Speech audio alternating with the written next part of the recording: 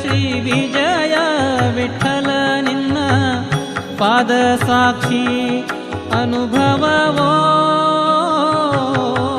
ನಿನ್ನ ಒಲುಮೆಯಿಂದ ನಿಖಿಳ ಜನರು ಬಂದು ಮನ್ನಿಸುವರು ಮಹಾರಾಯ. ಎನ್ನ ಪುಣ್ಯಗಳಿಂದ ಈ ಪಾರಿ ಉಂಟೇನೋ ನಿನ್ನದೇ ಸಕಲ ಸಂಪತ್ತು.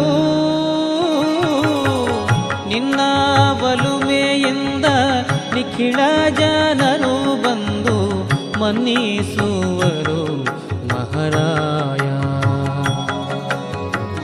ಮನ್ನಿಸುವರು ಮಹಾರಾಯ. ಮನ್ನಿಸುವರು